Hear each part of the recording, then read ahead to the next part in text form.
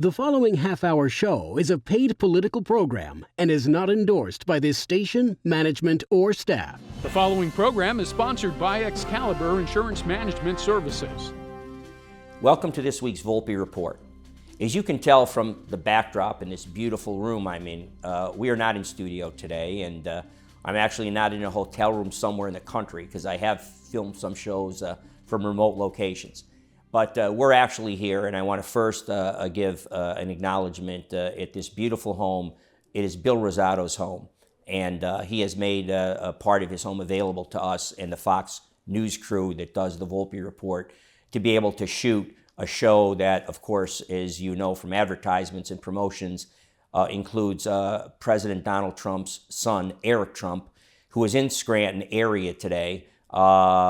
He is the keynote speaker at an event at Fiorelli's for the Lackawanna County Republican Committee. So we were fortunate to be able to grab some of his time personally and directly. As you know, last week I got to spend a little time with his father.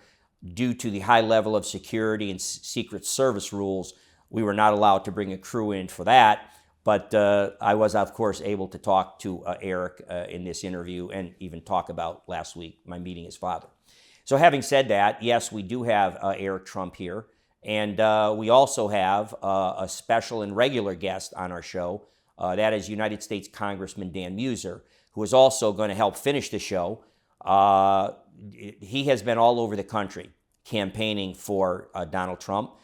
He will say actually in the interview that he spoke to the president this morning directly, meaning Dan Meuser. And he has been all over Pennsylvania, concentrating there.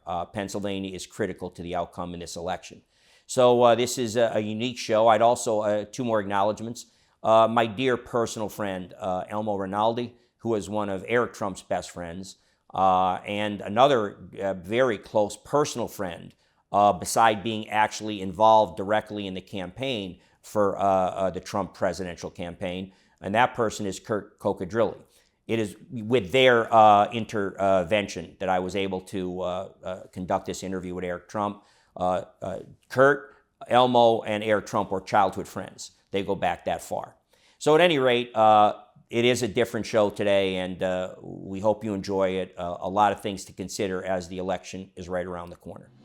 This is the Volpe Report, a weekly news and political interview show examining the latest local, state, and national issues with Chuck Volpe.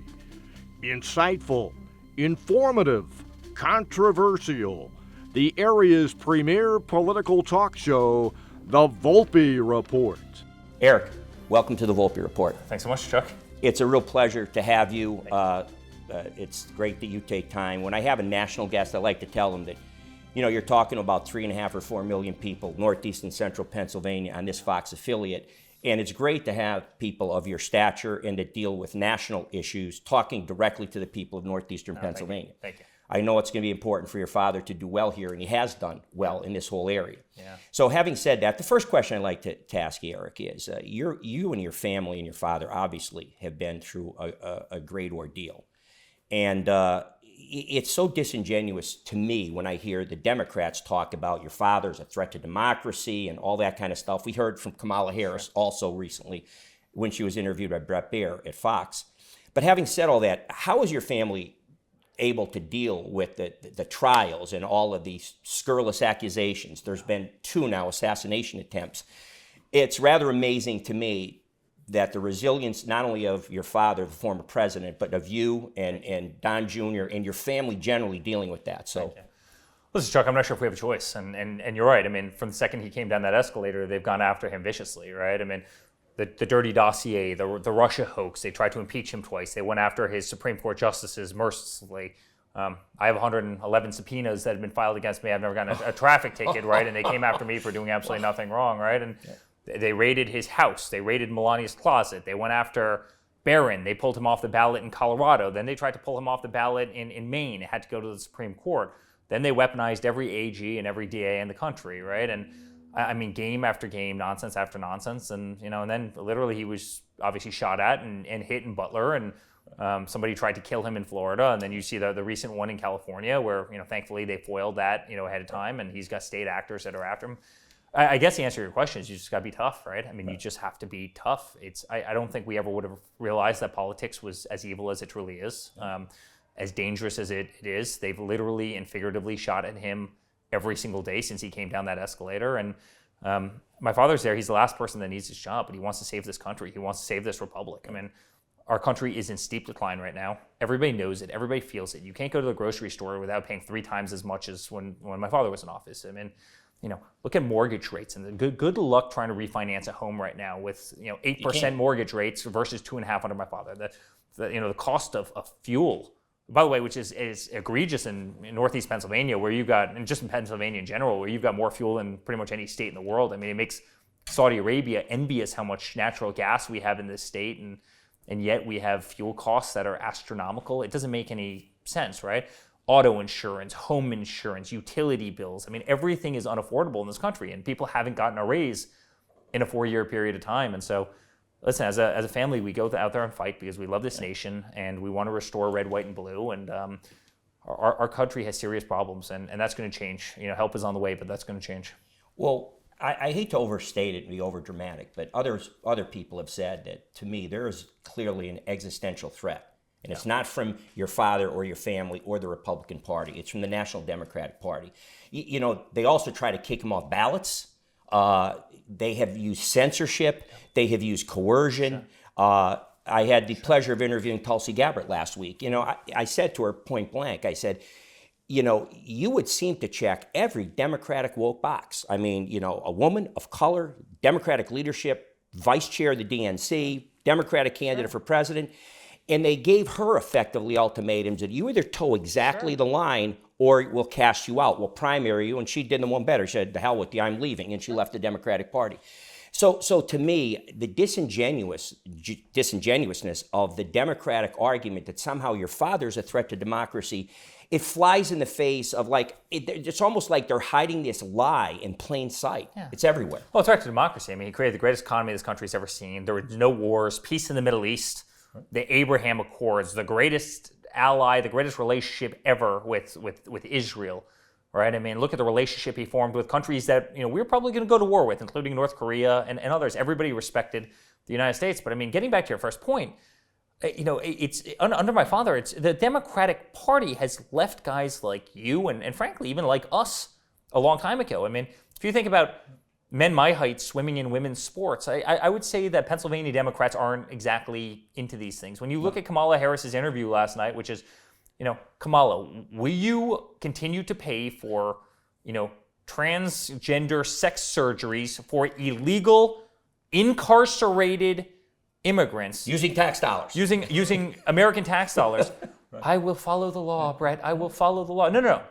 Will you pay for sex surgeries for illegal incarcerated inmates? Yes, sir, I will follow the law.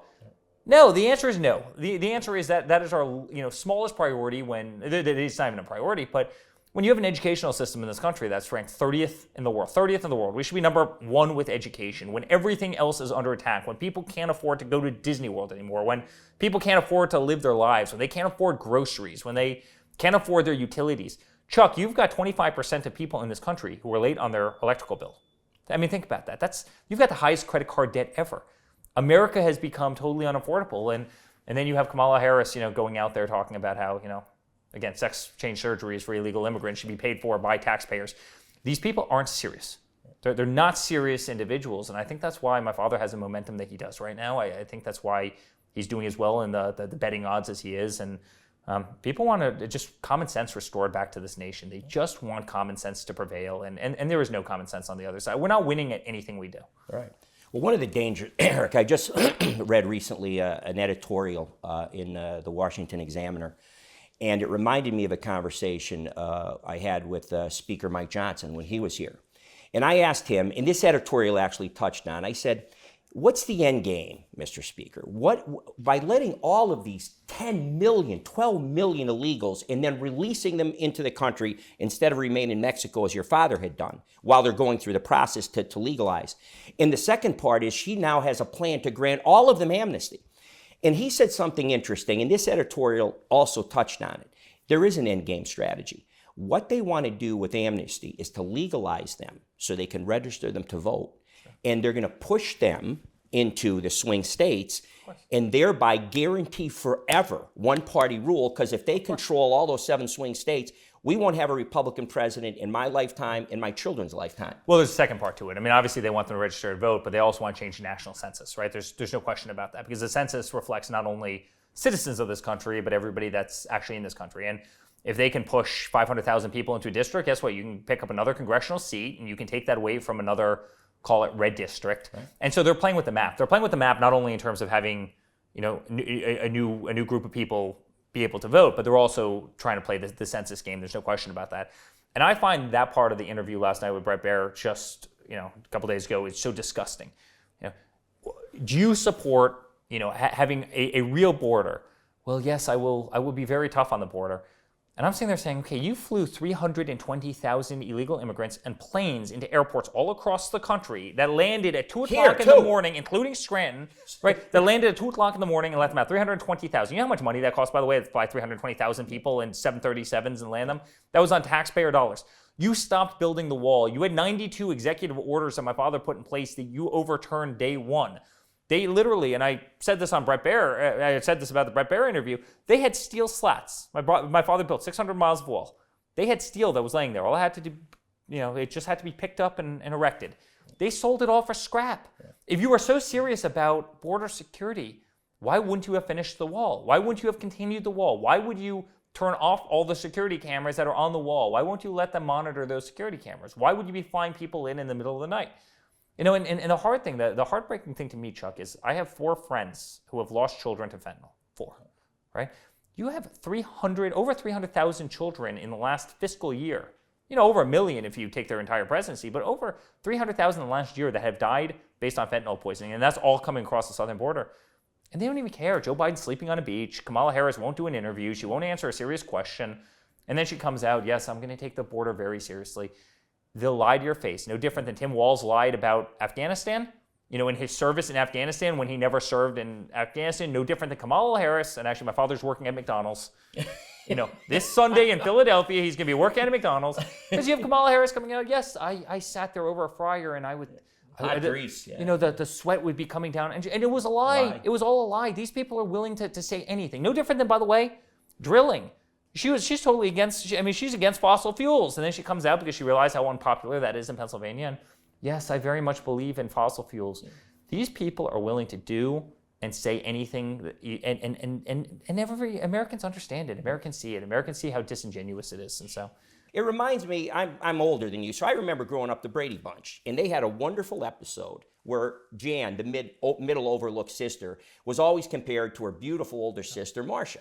And there was that famous line, she finally blew and had enough, and she said, Marcia, Marcia, Marcia.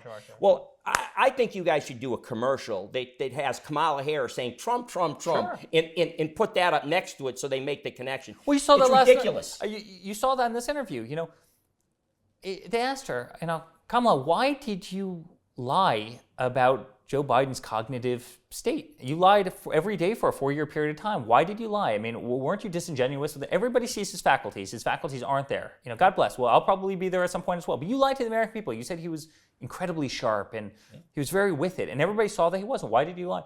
Well, Donald Trump is a bad... Stop. I mean, this is literally their go-to. And you brought up Iran before. I mean, let's not forget that Barack Obama gave Iran $150 billion, including $1.8 billion in cash that they flew over in planes to Tehran, right? And now they're using all that money to launch missiles at our greatest ally in the region, Israel. That the whole region has completely become destabilized, whereas Iran under my father was bankrupt. I mean, he went around to every country in the world and said, listen, you buy oil and gas off of Iran, you don't get to do any business whatsoever with the United States. You know, you kind of pick your trading partner. And guess what? Our economy is about 100 times the size of Iran, so everybody decided to be partners with America versus Iran. And guess what? They were broke. They didn't have the money to shoot missiles. They didn't have the money to attack our allies. And now their nuclear program is in full speed. They're creating absolute terror all across the region. They have threats on my life and my brother's life and my father's life, clearly. You know, I mean, they're obviously they don't want to see him become president for obvious reasons because he'll do the exact same thing again. Right. You know, and all the while, again, you have a president on a Monday afternoon when you're working and I'm working and everybody watching us right now is working. He's sleeping on a beach in Delaware, and you have a vice president who is so disingenuous, who can't answer a question, who can't go a minute without either lying or contradicting herself, we're no longer respected around the world. And that breaks my heart to say. We're losing our dollar, we're losing our economy, we're losing common sense, we're losing a lot of respect. And we got to get it back, and we got to get it back very, very quickly. Our country is in a death spiral right now, and I really believe that, and it's so easy to fix. And to everybody watching us, help is on the way. Help is on the way. We're going to restore American greatness. We're going to make sure we stay the superpower of the world. We're going to fix the nonsense, and we're going to restore common sense to this country, because it's terrible to watch what's happening. Well, Eric, I know you have other interviews to do, so I'll let you out on that. And I will say on the air that your father had said it would be a great interview, and he thinks the world of you. Eric, did I hear also from our good, again, mutual friend Elmo, that you get a phone call every morning from him? Yeah. Yeah, that's pretty neat. I get a lot of early morning phone calls. I get a lot of super late night phone calls. And sometimes he tries to trip me up. Honey, are you awake? I'm like, I'm speaking to you, so obviously I'm awake. Okay, I just wanted to make sure you weren't sleeping, and then I'll get it at like 5 o'clock the next morning. Honey, are you awake? I'm like, this is getting a little old, Dad. Right. But he's Chuck, he's working so hard. The guy's incredible. I mean, it would have been so much easier for him just to pack it in, live in Mar-a-Lago, have the greatest time, spend time with his grandkids, my kids who adore him, go out, live an incredible life, right? Instead, he's out there working, 20 hours a day. He just never stops. The guy his energy is contagious. He's a phenomenal person. He cares about this country so much. And he's one guy that I think in modern politics, where he gets nothing out of this. Absolutely nothing. I mean, Obama gets the nicest house in Martha's Vineyard, right? From community organizers. My father's only gone the opposite way. The Clintons are billionaires. Oh, yeah, of course. They've done pretty well with their public service. Of course they are. My father just wants to save this country. He just wants to save this nation, and we're going to do it, and we're going to do it again. We're going to make America great again. Eric, thanks so much for your time. Thanks so much. And Godspeed for the election. Thank you. Yeah. Thank you. Again, Eric Trump, and we are going to. The rest of the show will be with Republican Congressman Dan Meuser, who is out stumping for President Trump all over the country and all over Pennsylvania. So he'll be our follow-up guest. We'll be right back after this message. Now there's more places you can see the Volpe Report. Watch every Sunday morning at 10:30 a.m. on Fox 56. Or watch on YouTube at The Volpe Report. More ways to watch. Still the same premier public affairs show dedicated to the topics that matter most to Pennsylvanians. Dan, welcome to The Volpe Report. Chuck, always a pleasure. Welcome back. Yes. Now, we don't keep exact statistics on this, but I'm going to say you have now officially taken over the lead. You have been a guest since before you were a congressman, and that's been 6 years and going on your 4th term, correct? Where did that time go? Yes, where did that time go? And I'm honored. Thank you. Being on a show with you has been great to provide the information, but just to be with you. You're a consummate professional. Well, thanks, Dan. Appreciate that. But let's get back to you. You have had what I'll call it, from my massive amount of experience since I was 12-year-old, going door to door, and my father ran for the House of Representatives of Pennsylvania. But in all that time, I'm going to say you have had one of the more unusual cycles this year from an election standpoint. You have done such a great job. You have been accorded a great honor of having what's considered an extremely safe seat. I don't know how many percentage points you won by, but it was 2 years ago, but one of the largest margins, I think, in the country, nationally. So you only have token opposition. So you have spent the last couple of years, we have had discussions and debates, but you were one of the first to, after the 2020 election, to kind of literally get back in the saddle for President Trump. As you're aware, you're doing the second half of the show because Eric Trump just left. And he just gave some remarks, which we took a break for. But, he had talked, and a few other people, Kurt Cocadrilli, who's been very involved all the way back since Eric was a boy, he's close to the Trump family, that they never literally kind of stopped. Like, they went right into, the president made clear that he was going to run again. And you were one of the first ones of note to come out as a national figure, as a national United States congressman, and immediately throw your support behind President Trump, and took a tremendous amount of heat, pressure, press, not good, not that you did anything, but the fact that you were staying loyal to the former president. So talk about how that all took place, why you were one of the first ones, and why you have been such an important part of his campaign in 2024. Well, I appreciate that very much. My first term, I was with President Trump was in the White House, and it amazed me how many times a first termer was invited to the White House. He put me on his trade work group. They brought me into the Situation Room a couple of times. I sat in a makeshift or a minimal cabinet meeting, and he was about getting things done. He would, if you needed a meeting with one of his secretaries, you would have it. If you needed some sort of regulatory improvement for your district, he would say, call these numbers. Now, we also had Nancy Pelosi that came in right then. President Trump actually thought he was going to be able to get along with Nancy Pelosi. And frankly, she wanted nothing of it. And that's, I had a first row seat for this. And I saw how, he offered to do a transportation bill, wanted nothing of it. We were lucky we got USMCA passed. She had so much pressure on her. Honestly, some of that USMCA, what was that? The U.S.-Mexico trade agreement, the improvement, yeah. So that was important. And so I saw how strong of a president he was, how the results of his policies, what they delivered to a strong economy, strong national security, energy policy that was fantastic. His trade plans were working out. There was peace throughout the world. ISIS was eliminated. The border was secure. It was. He had a high sense of urgency. As a business person for almost 25 years, I just really appreciated the type of president. Not that I saw others up close. How he was getting things done. And I went to Biden's inauguration, okay? I was there. I heard him talk about being united and everything else. Not many Republicans went to it. I wanted to go and hear what he had to say, and I gave him a chance. I was not rooting against him, but he failed miserably. Day one, they killed the Keystone Pipeline. They didn't want to, the excessive levels of spending that took place, the shutdowns on American energy. They did everything wrong.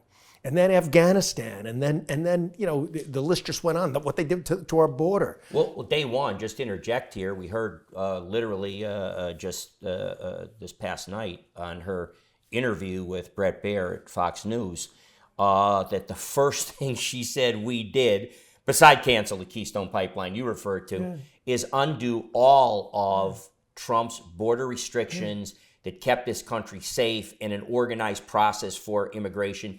They wiped all of it out. They opened the border doors, and in came the flood. He had telegraphed it, meaning Biden. Yeah. Well, she's still saying that was the first order of business. That's the first thing they did. Yeah. And I'll also add this. We were just listening to Eric Trump speak, okay? The most humble, nice guy, right? Clearly, brought up well.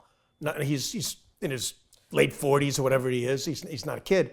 But articulate, common sense, straightforward. There was nothing phony about him. He wasn't overstating anything or talking about things in any sort of exaggerated way or lying or masquerading as someone that he wasn't. Okay, to me, that's who Harris and Waltz are. It was straightforward. It was common sense. Who would disagree with what he was laying out? And you know what? And that's what President Trump will bring back to this. I do think character matters, and I've gotten to know the man, and he's got excellent character. And as Eric said, you might see a couple of tweets that you don't appreciate here and there, and a couple of comments here and there, and some sarcastic remarks. But look what you do get. You get a strengthening country. You get an economy that works for everyone. You get our allies paying up for NATO. We don't have to spend $200 billion in a Russia-Ukraine war. The Middle East was stable. We had the Abraham Accords. There's so much that can get done that just makes sense for America, for the world. And when you call that America first, it might be America first, but includes everybody else too. Of course. A couple of points there, Dan. One, you're talking back to Eric. Anybody that counts among his closest friends and made specific references to hanging out with, as a 13-year-old, young boy, hanging out with the likes of Kurt Cocodrilli, Elmo Rinaldi, personal friends of mine, and I'm sure yours, says something a lot. Like there's an immediate equation of how grounded and humble, because obviously when Eric was 13, his father was still Trump and a billionaire and all that. So you talk about he's one of us. He clearly, it's not an act. He is one of us. I know. And you know what? I actually had the opportunity to speak with President Trump this morning. I called him and he picked up the phone. And I told him, Eric, we were going to be with him today. And he just loves his son so much. Yeah. It's so wonderful to just hear. He's like, oh, my boy, I got to get going, but I could talk about him. He's going to come up. You guys aren't going to have any problem. He's going to do a great job. He loves Pennsylvania. You know, his buddies up there, everything else. So you know, that's the family. You know, they trust each other, and they want to go to work, and think about how much they've sacrificed. Yeah. I mean, he's almost sacrificed his life a couple of times. One of the things I think that needs to get across to people is the humanizing factor, because the enemy, the opposition, has done so much to dehumanize so him. Bad. It's Kamala Harris doesn't answer a question she can't handle. Right. She attacks Donald Trump. Right, and look. Think about what she talks about from a policy standpoint. Here she says that she can't think of a thing that she changed that Joe Biden's doing. You mean to tell me you don't sit and think about what you will do as president of the United States and have a long list that probably would have taken a half an hour, if not an hour, to discuss, rather than or say, a day. And even on Brett Baer, I got 87 pages on my website, not being able to describe one of it. So along with her competency and policies, you know, just the integrity of these folks. I mean, they truly do everything they can to make themselves out to be something they're not. And then you have the Trump family and President Trump, and JD Vance as well, trying to make everybody truly know who they are. There's nothing phony about them, and you know, there won't be anything phony about the results of what they get done. And you know, the idea of these personal attacks, and they're not even so just personal. I mean, just the other day, a high-level Democrat advisor said how his President Trump's plan to be at Madison Square Garden has shades of some fascist meeting that took place in 1939. Yeah, a Nazi meeting that took place in 1943. I heard. Well, again, that's this theory of the National Democrats to instill fear into people. Yeah. You can control people that are afraid.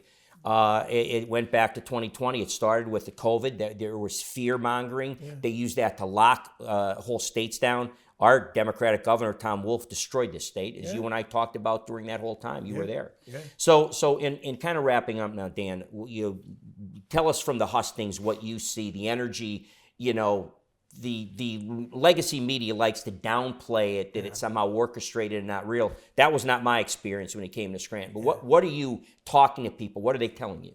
I feel real good about things. In Pennsylvania, if we're a 12-cylinder car, we're firing on all 12 cylinders. I won't go through all of them, but I mean, from registration, certainly enthusiasm. I'll call it Biden-Harris buyer's remorse. Let's face it, they have a record that they failed Pennsylvania. Name one area, result of their policies that has improved Pennsylvania since any Pennsylvania family. Or the rest of America. Or America, exactly.